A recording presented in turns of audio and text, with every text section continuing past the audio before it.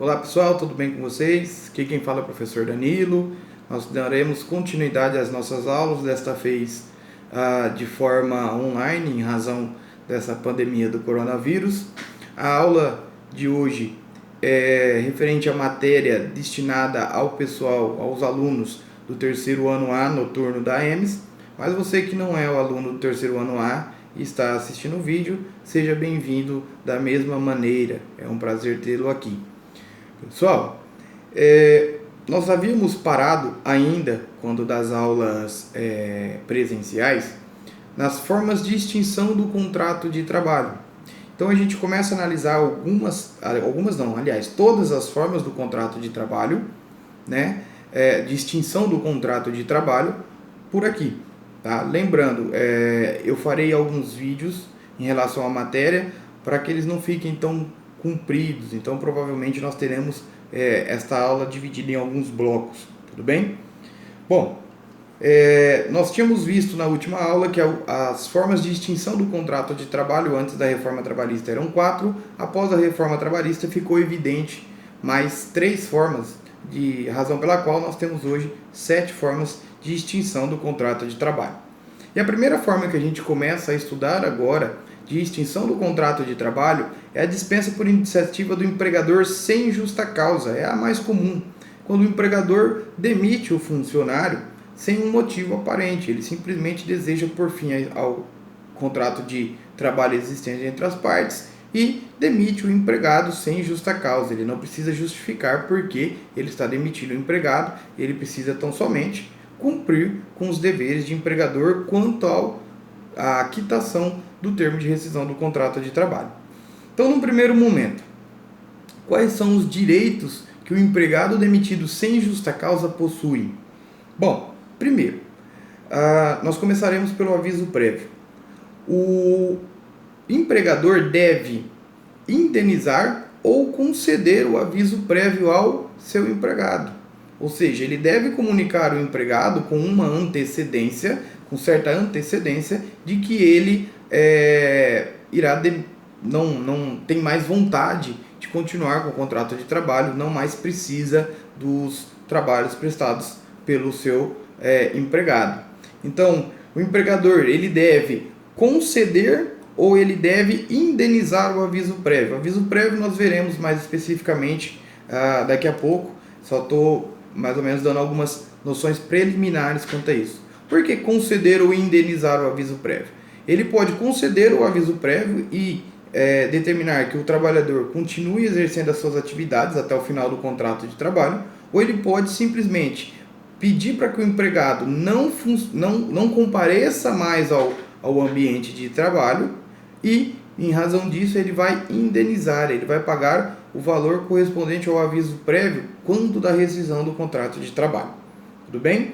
Além do aviso prévio, o empregado ainda tem direito a receber o saldo de salário, que são os dias trabalhados, tem direito de receber 13º proporcional, as férias vencidas ou proporcionais, sempre acompanhadas de 1/3. O empregado dispensado sem justa causa ainda tem direito a sacar o FGTS com uma multa de 40%, e ele pode também participar, receber o seguro-desemprego, nos termos do artigo 3º, inciso 1º da Lei 7.998 de 90. Quanto à questão do seguro-desemprego, é legal a gente mencionar alguns pontos. Quais são? Primeiro, quem é o trabalhador dispensado sem justa causa que tem direito ao seguro-desemprego? O artigo 3º da Lei 7.998 de 90, ele disponibiliza quais são as condições para que você, empregado demitido sem justa causa, possa receber o seguro-desemprego. E aí ele fala o seguinte: terá direito à percepção do seguro-desemprego o trabalhador dispensado sem justa causa que comprove, inciso 1º, ter recebido o salário de pessoa jurídica ou de pessoa física a ela equiparados relativos a 2 pontos. Bom, primeiro, eu tenho que comprovar de que eu recebi salário de pessoa jurídica ou de pessoa física tida como empregador. por exemplo, a questão do empregado doméstico, né, do cuidador de idoso, do caseiro, enfim, eu tenho que ter comprovado esta existência de vínculo empregatício, eu tenho que ter comprovado o recebimento, né, deste salário. E aí ele fala o seguinte, lá na letra A, pelo menos 12 meses nos últimos 18 meses imediatamente anteriores à data da dispensa, quando da primeira solicitação. Então a gente parte o seguinte, quando o trabalhador estiver pedindo o seguro-desemprego pela primeira vez, nós temos que ter em mente o seguinte, vamos pegar os últimos 18 meses de labor dele. Os últimos 18 meses de labor, ele tem que ter obrigatoriamente 12 meses de registro. Danilo, mas ele precisa ser 12 meses para o mesmo empregador? Notem, o que a letra de lei menciona, ela fala assim, ó, nos últimos 18 meses, ou seja, 1 ano e meio para trás, ele tem que ter 1 ano de registro. Isso quer dizer que pode acontecer dele ter, por exemplo, 5 meses numa empresa, aí ele é demitido, não faz jus ao seguro-desemprego, volta a trabalhar numa outra empresa e fica mais 8 meses. Então, 5 com mais 8 são 13, mais um mês que ele trabalhou, 14. A gente tem lá 18 meses, 12 meses de registro, 5 meses de um registro, 8 meses de outro, 13 meses tem direito. Tranquilo? Então, nós pegamos os últimos 18 meses e desses últimos 18 meses, obrigatoriamente ele tem que ter 12 meses de registro. Isso quando da primeira solicitação. Se ele for pedir o seguro-desemprego pela segunda vez, a letra B do inciso 1º fala o seguinte, que no último, a gente pega pelo menos 9 meses, nos últimos 12 meses imediatamente anteriores à data da dispensa. Ou seja, a gente pega o último 1 ano de trabalho, volta 1 ano no tempo, e este 1 ano o empregado tem que comprovar ter tido 9 meses de registro em carteira de trabalho. Isso quando da segunda solicitação. A primeira, nos últimos 18 meses, eu tenho que ter 12 meses de labor.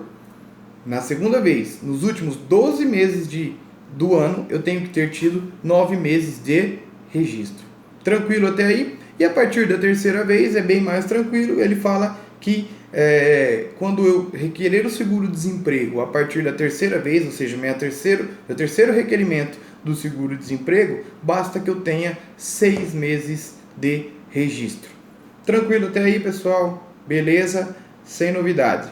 Então, o trabalhador tem direito do aviso prévio indenizado ou cumprido, saldo de salário, 13º, férias e férias proporcionais, sempre acompanhadas do terço constitucional, mais o FGTS e a multa de 40%.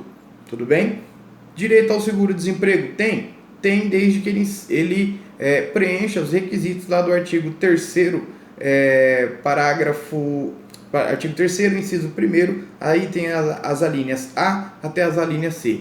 Se for a primeira solicitação, pega os últimos 18 meses, nesses últimos 18 meses eu tenho que ter 12 meses de registro. Se for pela segunda solicitação, eu pego os últimos 12 meses e desses últimos 12 meses eu tenho que ter 9 meses de registro. E por fim, a partir da terceira solicitação, basta que eu tenha 6 meses de registro, já é o suficiente para que eu possa requerer o meu seguro-desemprego. É importante mencionar também que hoje, né, neste período que nós estamos em março de 2020, nós estamos sob a vigência da medida provisória 905 de 2019, que é a medida provisória que, dentre outras coisas, instituiu o contrato de trabalho verde-amarelo. E por meio desta medida provisória 905 de 2019, houve uma alteração lá no artigo 12, parágrafo 16 da Lei 8.212 de 91. E aí, essa Lei 8.212 de 91 foi alterada no sentido de que o empregado que estiver recebendo seguro-desemprego necessita contribuir com a Previdência Social, ou seja, os valores atinentes à Previdência Social serão descontados dos valores que você recebe como seguro-desemprego. Valendo lembrar, é uma medida provisória, 905 de 2019, que ainda tramita, né? Foi aprovada recentemente na Comissão do Senado com algumas modificações, e ela tem até o dia 20 de abril para se tornar lei. Mas, então eu quero deixar bem claro que até o dia 20 de abril, né, você, trabalhador que estiver sob o seguro-desemprego, terá descontado sim os valores referentes à Previdência Social. Tranquilo, pessoal? Vamos dar uma pausa agora, a gente já volta no próximo vídeo com a continuação da aula. Um abraço a todos.